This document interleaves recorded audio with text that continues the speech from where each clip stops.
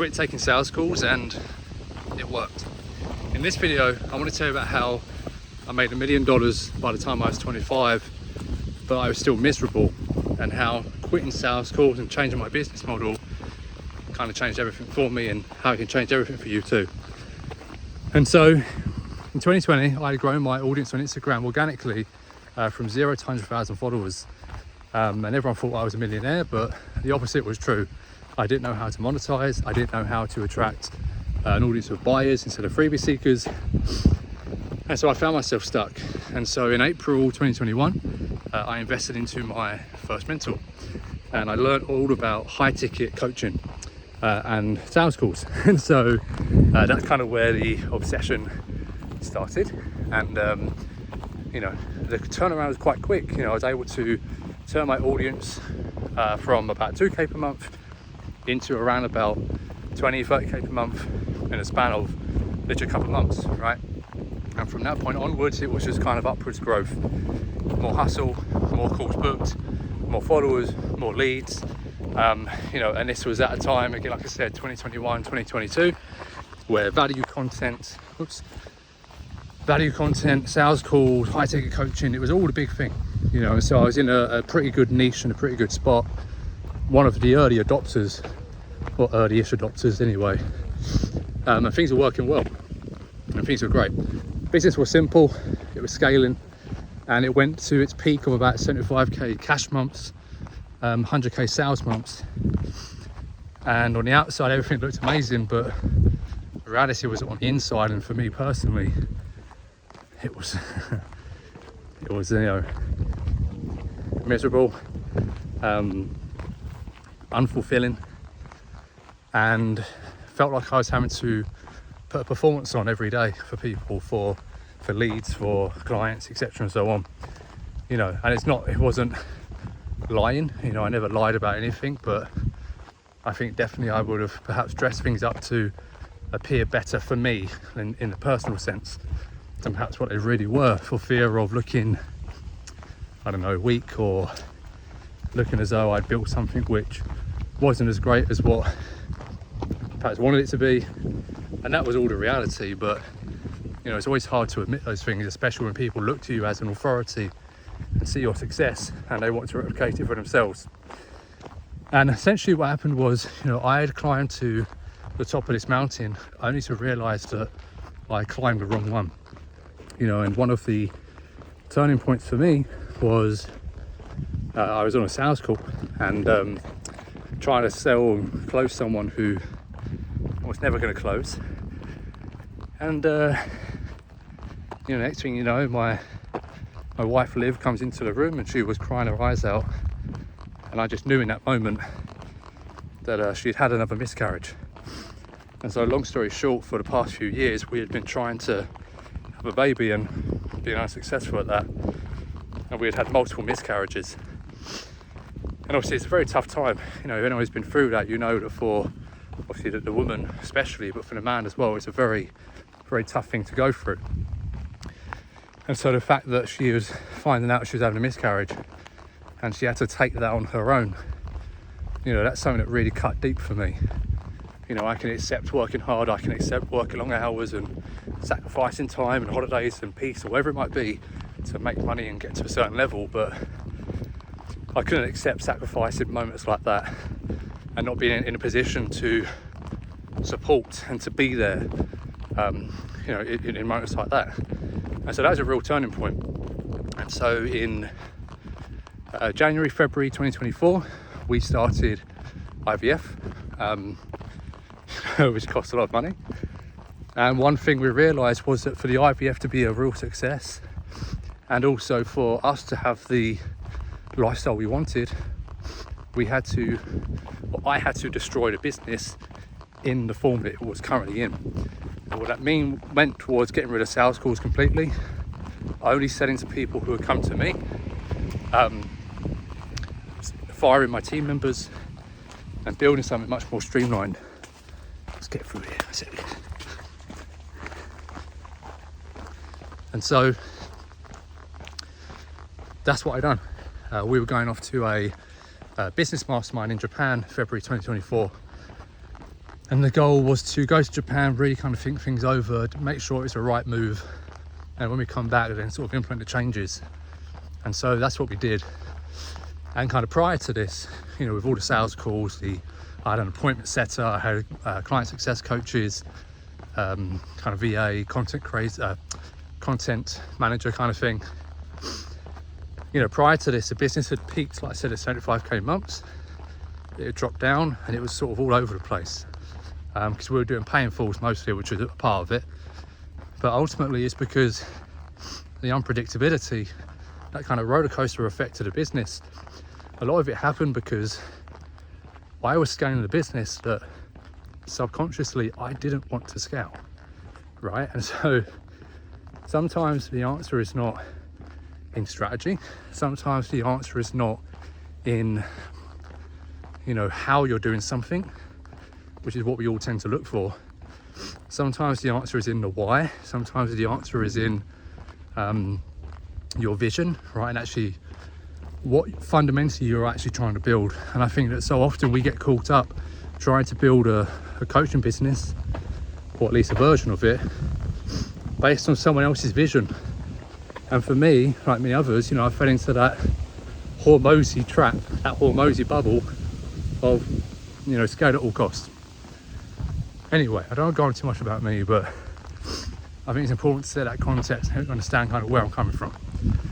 And so anyway, March 2024, stopped sales calls, fired the team, went to only selling to people who came directly to me. Now I did see a drop in sales initially, 100%.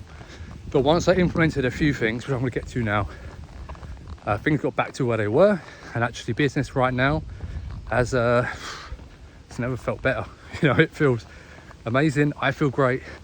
We have our son now, by the way. Anyone who doesn't know, the IVF was a success. So that's money well spent.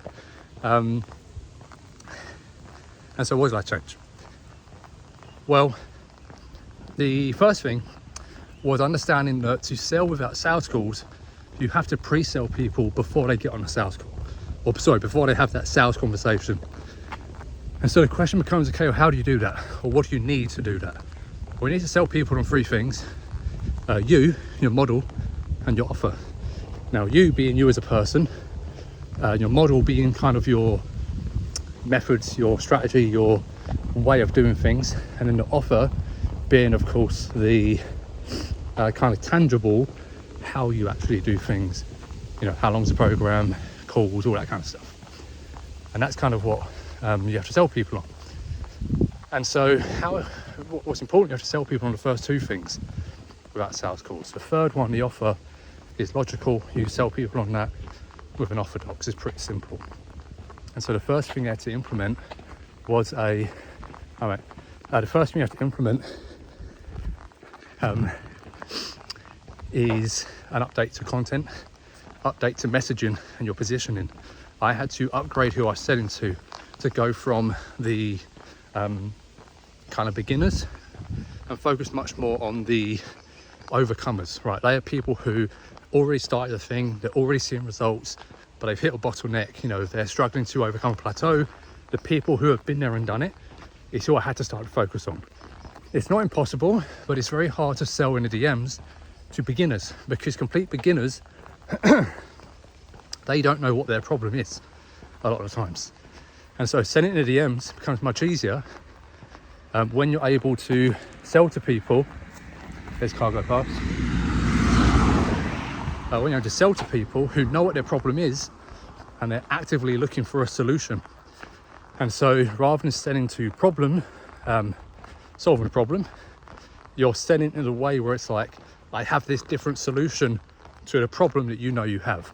And that is a much higher quality lead, much higher quality client, and much easier to then sell to in the DMs. And so an upgrade in content is the first thing. If I'm out of breath, I've got a weighted vest on. That's my excuse. And I've hay fever, so I'll blame on that as well. The second thing is you need a conversion asset. Conversion asset, like a VSL, right? A VSL is a good example. It can be a VSL, can be a webinar of some kind. But essentially, you need a video or some kind of long form piece of content that puts together all of the pieces of your puzzle.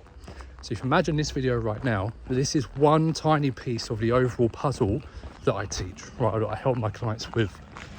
Conversion asset, such as a VSL, what it does is it puts all of the pieces of the puzzle together, and so now you can see the individual puzzle pieces and the completed puzzle. You can see the map, you can see the vision, you can see the path of exactly how I help you go from point A to point B, right? That's what a conversion asset does. And the goal is to get people completely sold on your way, or at least parts of your way of doing things.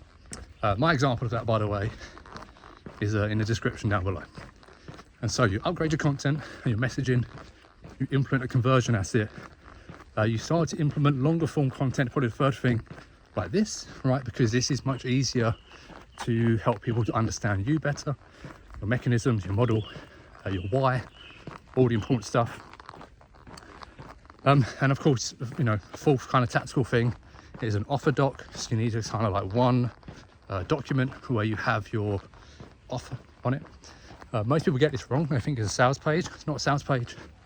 A sales page is, you know, you're trying to sell that page. Offer doc is not, it's not trying to sell. Offer doc is about closing, right? So an offer doc is quite simply the logical stuff, like how does the offer work, who it's for, details on, you know, how long it is, the commitment. A lot of cars tonight. It's logical, right? It's not a sales page. It's what most people get wrong. And so you implement that. So you have the tactical stuff, and to be honest, they're really only things you need. Like anything beyond that, email list is important, of course, to stay in front of people. Lead magnets, yeah, important to get new people in your ecosystem, but otherwise they're non-essential. They're not an important kind of essential things. The kind of final thing you have to do is the identity shift, right? The shift from selling to attracting. And really what that is understanding that how you done things before got you to a certain point, got you to a certain level, but it's not going to get you to the next level, and that trying to push, trying to squeeze, trying to pressure, trying to sell to people that way, it's like counterintuitive when you're trying to attract people, right? And so if you want to be this magnetic personality, which is what you need to be, right, selling idioms, then you can't chase people, you can't pressure people, you know, you can't use the traditional kind of tactics really anymore. And so yes, there's a tactical shift to that kind of within the content, within the VSL, which I can speak about in another video, it's quite long, but it's an identity shift more than anything. And it's sort of accepting that you know, you have to ask yourself essentially, if I'm going to be this magnetic person, how does that person act in a situation versus how does the pushy salesperson act in that situation? So like, for example, let's say you send someone an offer and they say it's too expensive. Now the pushy person would spend, you know, the next few hours trying to convince, trying to overcome, trying to handle the objection, and it would work or not work. Now the person who's being magnetic would say, cool, no worries, hopefully you can jump in the future at some point. And that's really hard to do, you know, when you've built your entire business off of the opposite. It's very, very hard to do that, but it's necessary. And it's necessary not because, well, one, because that sort of frame, that type of positioning you then kind of show people in itself is attractive, right? People think, oh, Harry's not chasing me. I've got 20 other coaches in my DMs non-stop messaging me, Harry's not chasing me. Well, that's kind of cool to see. Shows that he is he's an authority, right? Because an authority wouldn't chase you. Simple as that. But really it's more about the story you tell yourself, right? It's really about understanding that you need to prove every day that you can be that person that's magnetic, that you can be that person that attracts people to you rather than having to chase. The only way you do that is by asking yourself, okay, what actions does that person take in sales, in marketing, in leadership, managing a team, and so on? What actions does that person take? And regardless of how I feel, regardless of the interactions with leads, you know, if they have objections or whatever, regardless of all of that, I'm going to take those actions regardless, no matter what. And so that's what's really important. Identity is, you know, not believing that you're just this person, but obviously it's acting it in the face of all of the reasons why you should do it the opposite way, right? Or go back to your old self. And so I can't remember all the points, so I'm not going to be able to recap it. You know, hopefully you've made some notes. Oh, I hate these stairs. Whew. But fundamentally, I would say the identity aspect is probably more important than the strategic aspect. And I think that's where a lot of people get it wrong, is they focus too much on the how and not enough on the head, right? Wishy-washy, yes, but you have to pair the two together to see true success in this way of doing things.